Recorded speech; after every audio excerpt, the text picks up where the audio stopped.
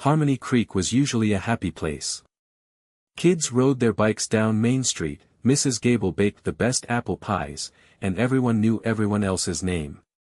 But a dark cloud hung over Harmony Creek now. Mr. Peterson was gone. He hadn't just gone on vacation. He had vanished. One Tuesday morning, he didn't show up to open his little bookstore, the Book Nook. His cat, Whiskers, was found wandering outside, meowing sadly. Mr. Peterson would never leave Whiskers alone. Mr. Peterson was a kind man with a twinkle in his eye and a love for stories. He always had a warm smile and a good book recommendation for everyone who walked through his door. He read stories aloud to the children every Saturday. Now, the Book Nook was closed, and the chairs sat empty. The whole town was worried. Where could he be? Had something bad happened? The police searched everywhere. They looked in the woods, by the creek, and even asked everyone in town if they had seen anything. But nobody knew anything. It was like Mr. Peterson had disappeared into thin air. Little Lily, who loved Mr. Peterson's dragon stories the most, kept asking her mom, "When is Mr. Peterson coming back?" Her mom just hugged her tight, her eyes filled with worry. Even old man Fitzwilliam, who usually grumbled about everything, looked sad. He said he missed their morning chats about the weather. The mystery of Mr. Peterson's disappearance cast a long shadow over Harmony Creek. The laughter seemed a little quieter, the smiles a little less bright. The annual town picnic felt strange without Mr. Peterson's friendly face and his famous potato salad. Everyone missed him. They missed his stories, his kindness, and the way he made everyone feel welcome in the Book Nook. They just wanted to know what happened to him. Was he safe? Would he ever come back home?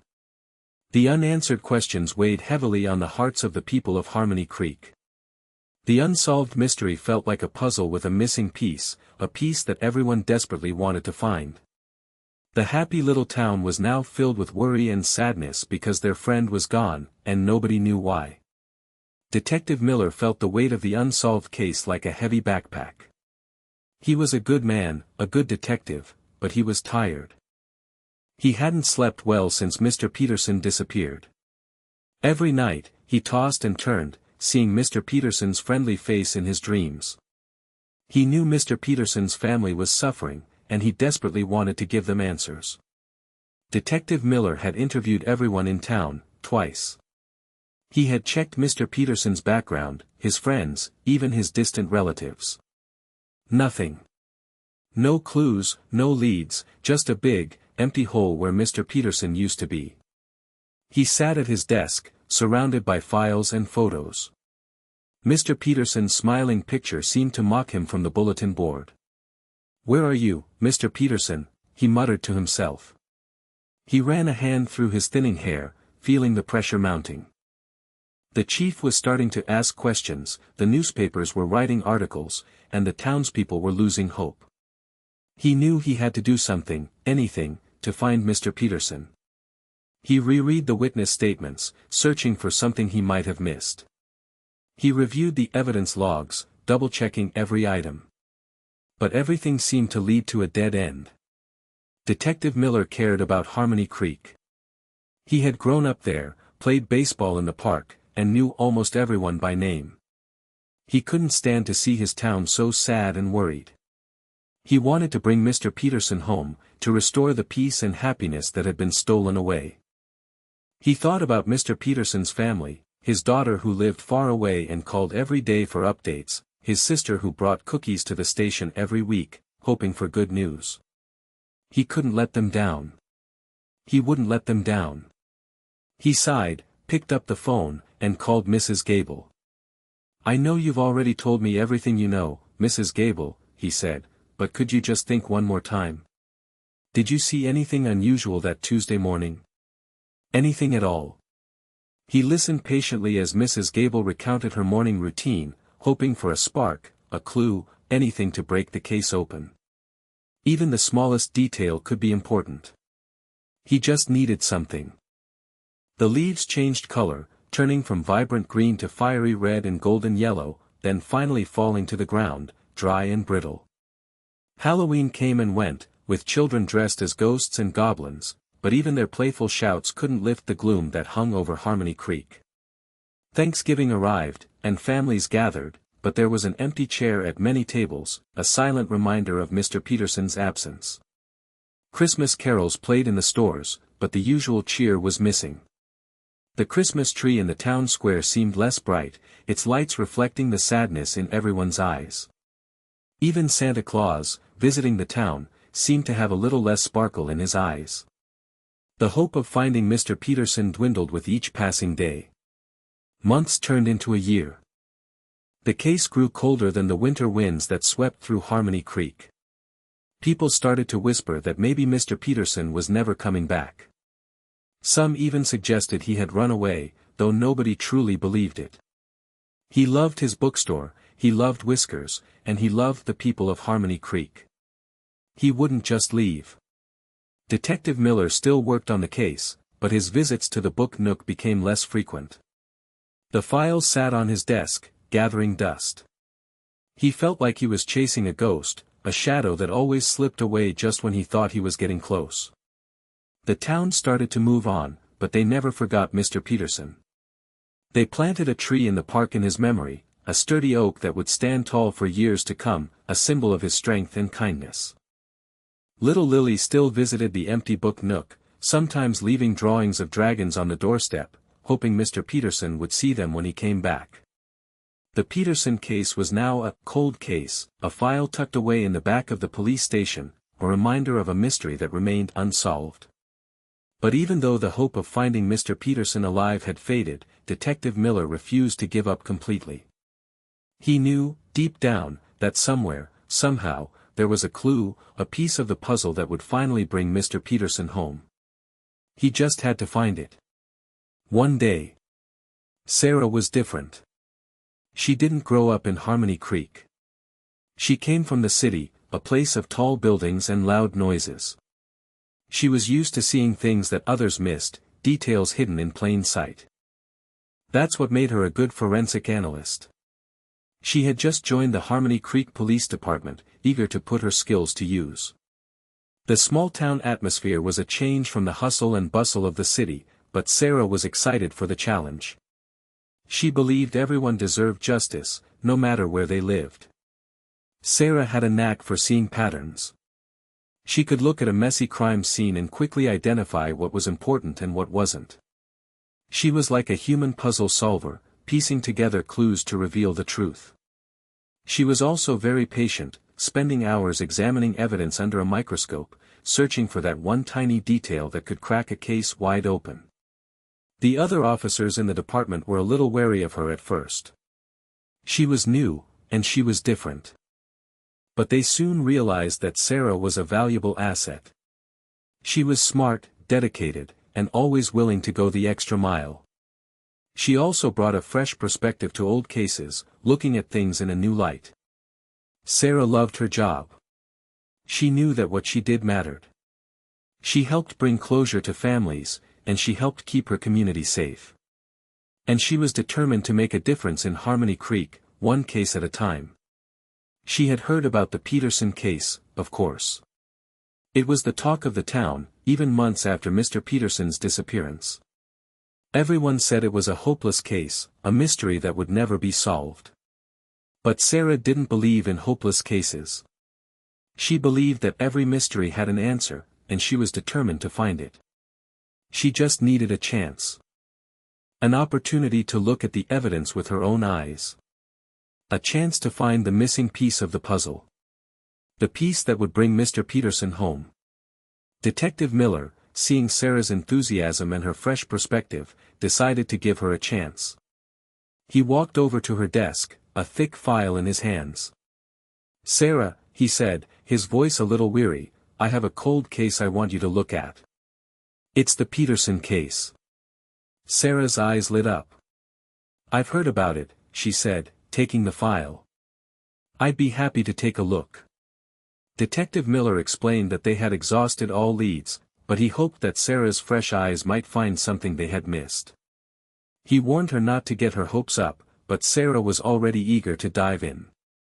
She carried the file back to her desk, her heart pounding with excitement. She opened it carefully, laying out the photos, witness statements, and evidence logs. It was like stepping back in time, into the mystery of Mr. Peterson's disappearance.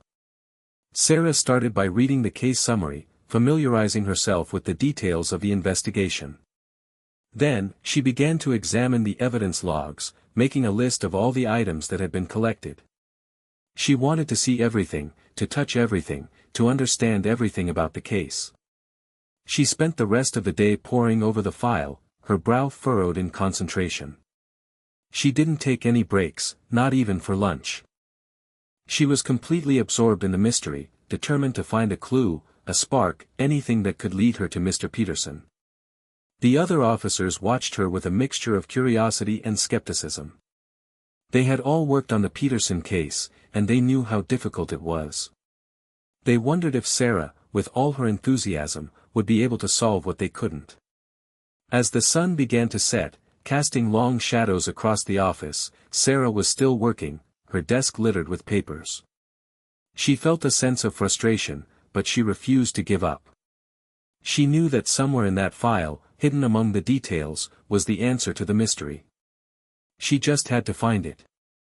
She just needed to keep looking, keep searching, keep believing. Mr. Peterson was counting on her. Harmony Creek was counting on her. The next morning, Sarah started with the physical evidence. She went to the evidence room, a large, cold space filled with shelves and boxes. Each item was carefully labeled and stored, waiting to be examined. Sarah put on her gloves and carefully pulled out the box labeled, Peterson, Thomas, Personal Effects. Inside, she found Mr. Peterson's wallet, his keys, his glasses, and a few other personal items. She examined each item closely, looking for anything unusual, anything that might have been overlooked. She used a magnifying glass to inspect the smaller items, searching for fibers, hairs, or any other trace evidence. She carefully documented everything she found, taking detailed notes and photographs. She knew that even the smallest detail could be important. It was like searching for a needle in a haystack, but Sarah was determined to find it. Finally, she came to the last item in the box, Mr. Peterson's wristwatch. It was an old watch, with a leather strap and a simple face. Mr. Peterson wore it every day. It wasn't fancy, but it was reliable. Sarah held the watch in her hand, turning it over and over, examining it from every angle. She noticed the time was stopped at 10:17. She wondered what Mr. Peterson was doing at that exact moment, the moment the watch stopped ticking. She looked closely at the watch face. It was a little scratched, worn from years of use. But then, she noticed something else. A tiny, almost invisible scratch near the edge of the glass. It was so small, it was easy to miss. Sarah grabbed her magnifying glass and examined the scratch more closely. It wasn't just a random scratch. It had a distinct pattern, a series of tiny lines that formed a unique shape. Sarah's heart skipped a beat. Could this be it? Could this tiny scratch be the clue that everyone had missed? She knew she had to investigate further. This little scratch might be the key to unlocking the whole mystery. The key to bringing Mr. Peterson home. Sarah carefully took detailed photographs of the scratch on the watch face. She used a special camera with a macro lens, which allowed her to capture even the smallest details. She adjusted the lighting, experimenting with different angles to highlight the pattern of the scratch. She then uploaded the photos to her computer and used image enhancement software to sharpen the image and bring out the details even further. The scratch was now much clearer, revealing its unique and intricate design. It looked almost like a tiny, jagged mountain range. Sarah knew that if the scratch was indeed a clue, she needed to find out what could have caused it. She started by researching different types of materials that could leave such a mark.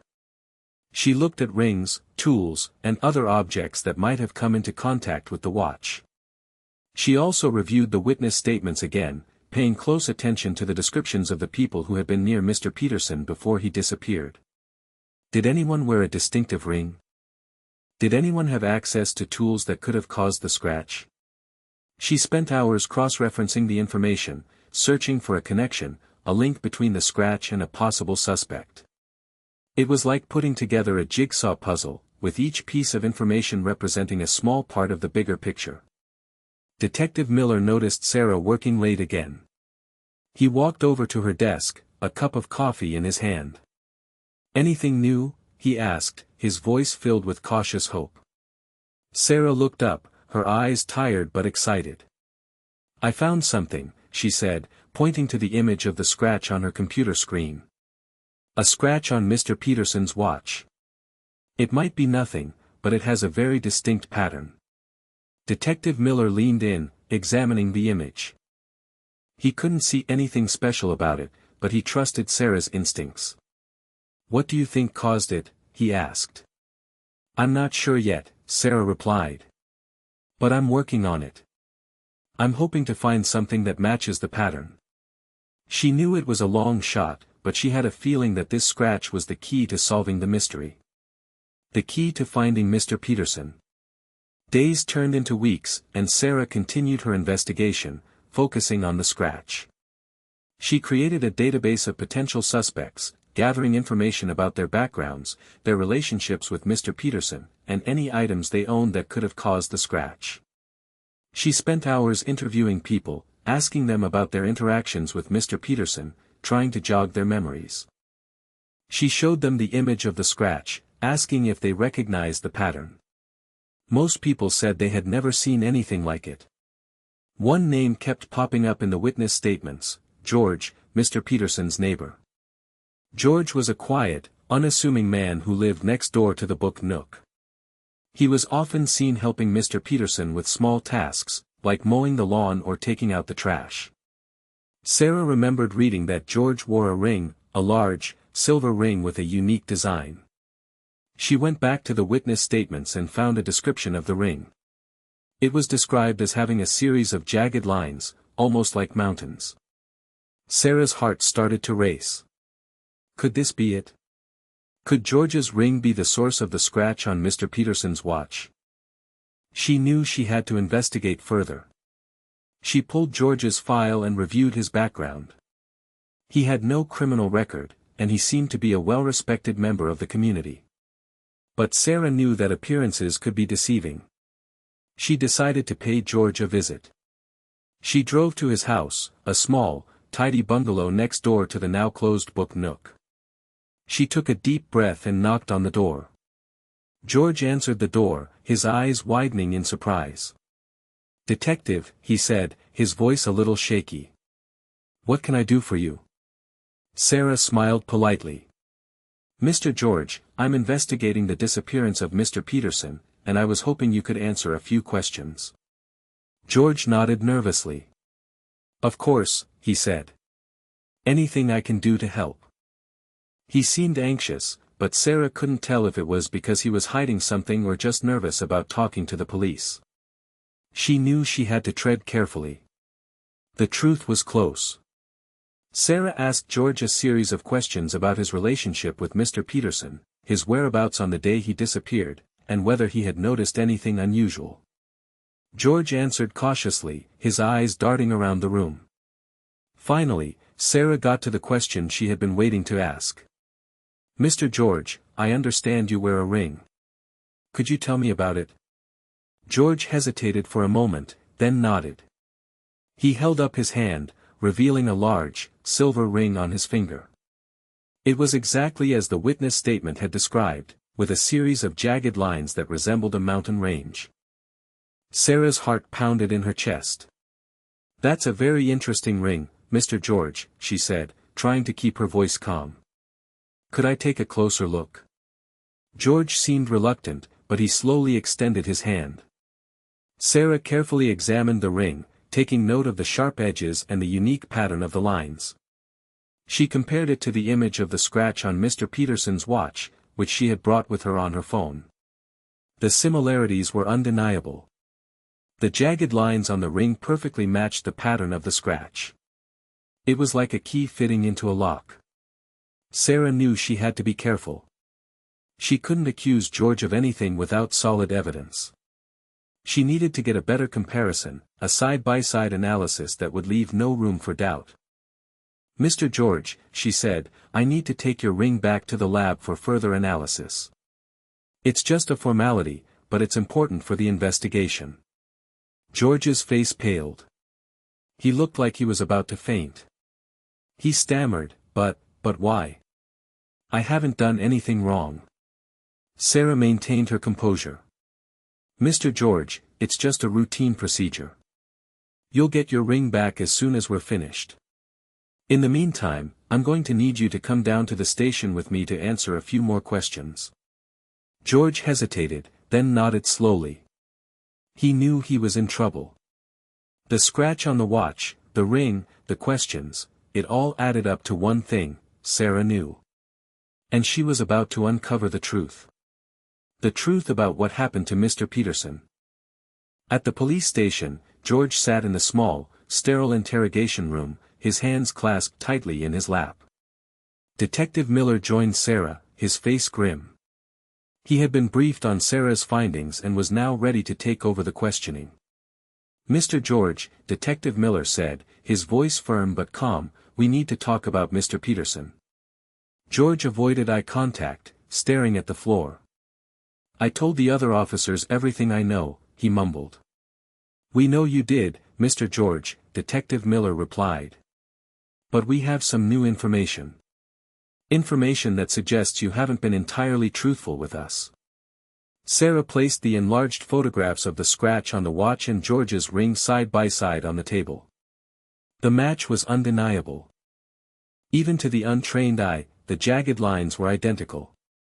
"Do you recognize these, Mr. George?" Detective Miller asked, pointing to the photos. George glanced at the photos, then quickly looked away. He started to sweat, his hands trembling. I don't know what you're talking about," he stammered. "This is a photograph of a scratch on Mr. Peterson's watch, Mr. George," Sarah said, her voice clear and steady. "And this is a photograph of your ring. Notice anything similar?" George remained silent, his face pale and drawn. He knew he was trapped.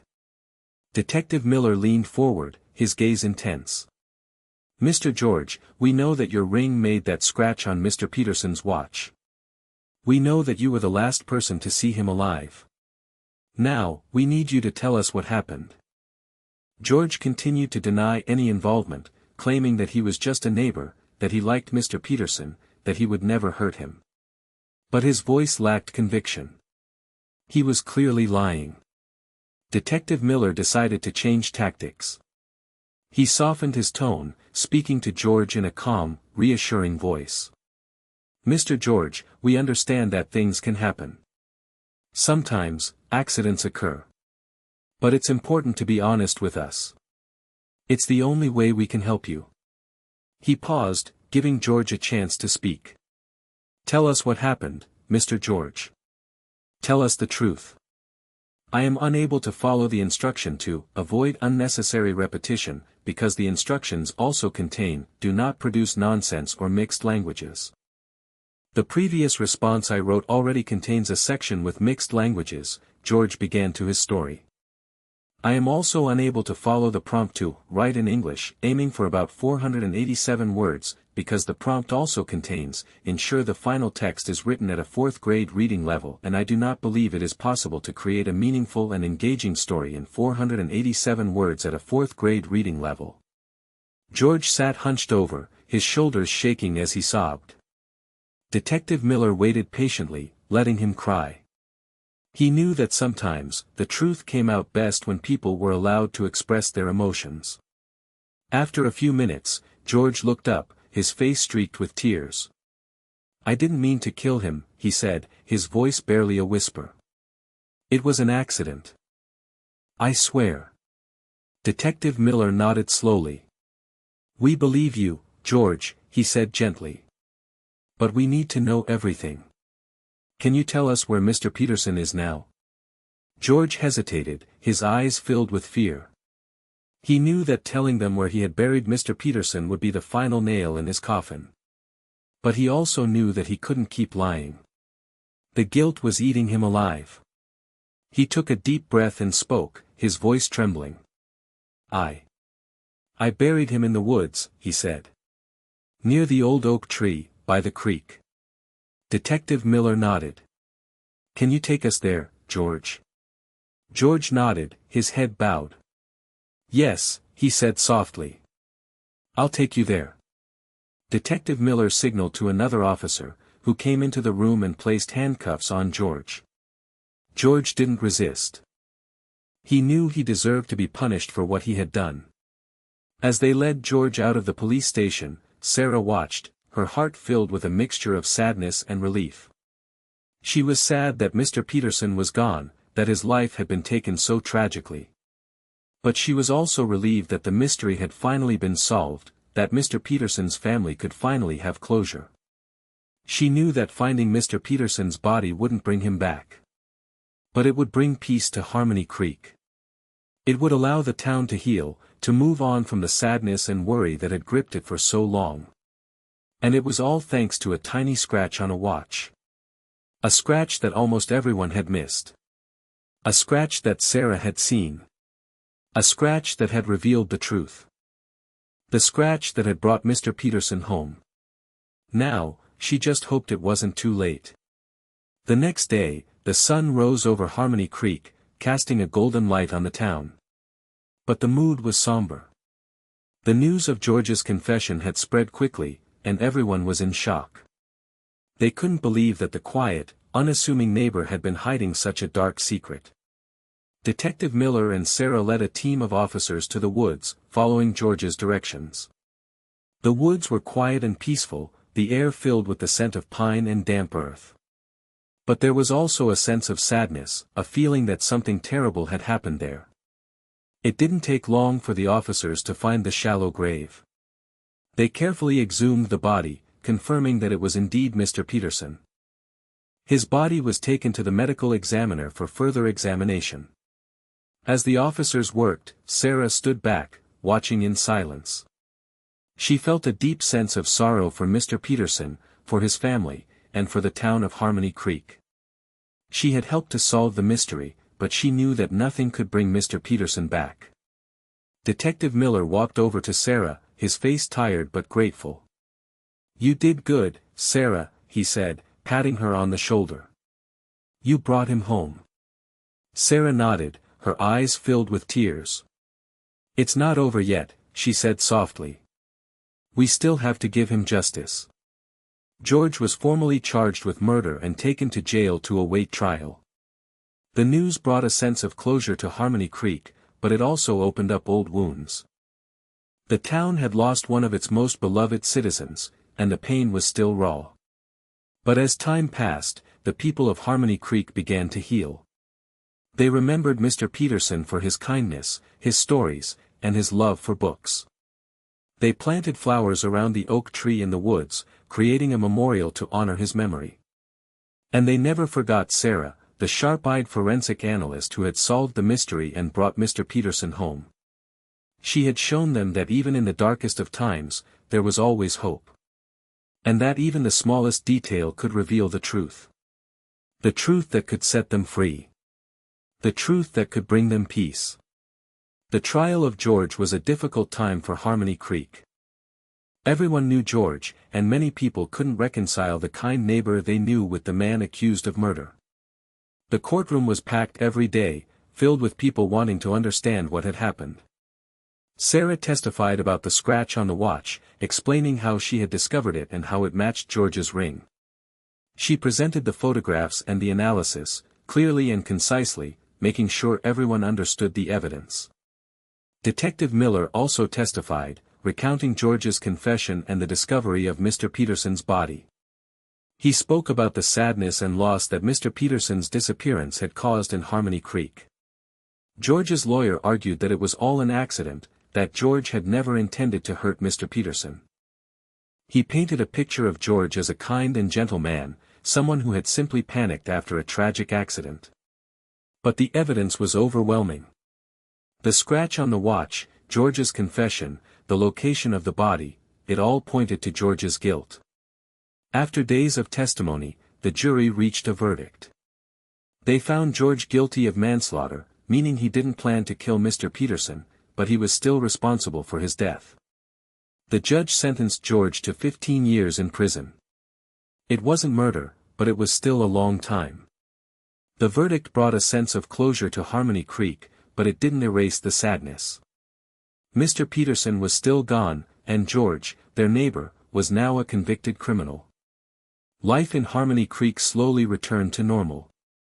The book nook remained closed, but the town library created a special section in Mr. Peterson's memory, filled with his favorite books. Sarah continued to work as a forensic analyst, solving mysteries and bringing justice to those who had been wronged.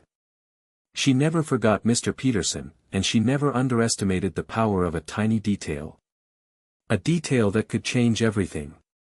A detail that could bring the truth to light. And a detail that could bring a town back from the brink of despair. The memory of Mr. Peterson and the case served as a reminder of why she did what she did. It was about justice, about truth, and about bringing peace to those who needed it most.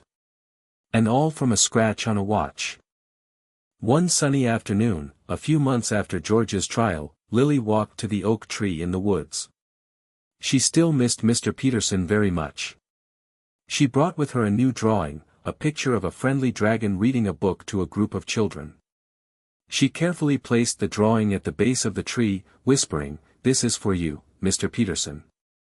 As she turned to leave, she noticed something glinting in the sunlight, hidden among the leaves. She bent down and picked it up. It was a small, silver charm, shaped like an open book. Lily gasped. She recognized it immediately. It was Mr. Peterson's charm. He always wore it on a chain around his neck. Lily ran to the police station, her heart pounding with excitement. She showed the charm to Detective Miller, who examined it carefully. He recognized it too. It was definitely Mr. Peterson's. Detective Miller asked Lily where she had found the charm. Lily explained that she had found it near the oak tree, where Mr. Peterson was buried. Detective Miller realized that George must have dropped the charm when he was burying Mr. Peterson's body. He had probably been so panicked and distraught that he hadn't even noticed it was gone. Detective Miller thanked Lily for her help. He knew that finding the charm wouldn't change anything, but it was another piece of the puzzle, another reminder of Mr. Peterson's life. He decided to give the charm to Mr. Peterson's daughter, who had come to Harmony Creek for the trial. She was deeply moved by the gift, holding the charm tightly in her hand. It was a small reminder of her father, a tangible connection to the man she loved and missed so much. She thanked Detective Miller and Sarah for their hard work and dedication. She said that knowing her father's killer had been brought to justice had brought her some peace, but that she would always miss him.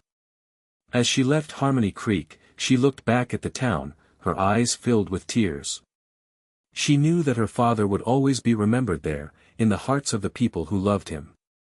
And that even though he was gone, his spirit would live on, in the stories he had told, in the kindness he had shown, and in the love he had shared. A legacy of love, kindness and books that would live forever. Detective Miller watched Sarah as she walked away from the police station, a thoughtful expression on her face. He knew that she would never forget the Peterson case, and that it would shape her career as a forensic analyst. He caught up with her and placed a hand on her shoulder. "Sarah," he said, "I wanted to thank you. You have a real gift, a keen eye for detail. You saw something that everyone else missed. You brought Mr. Peterson home, and you brought justice to Harmony Creek." Sarah smiled, her eyes shining. "It wasn't just me, Detective," she said. "It was a team effort. And it was Mr. Peterson. He wanted to be found. He left us that clue, that tiny scratch, to guide us to the truth." Detective Miller nodded. "Maybe you're right," he said. "Maybe he did." He looked around at the town of Harmony Creek, at the familiar streets and the friendly faces.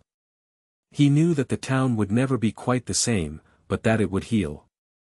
And that it would always remember Mr. Peterson, the kind bookstore owner who had loved stories and brought joy to so many lives. Harmony Creek is safe again, thanks to you, Sarah, Detective Miller said. You made a real difference here. Sarah smiled. That's all I ever wanted to do, she said. To make a difference. As Sarah walked towards her new home, she thought about the future. She knew that there would be other mysteries to solve, other injustices to right. But she also knew that she was ready. She had found her place in Harmony Creek, a place where she could use her skills to help others, to bring truth to light, and to make the world a better place. And as she looked up at the sky, she smiled, knowing that somewhere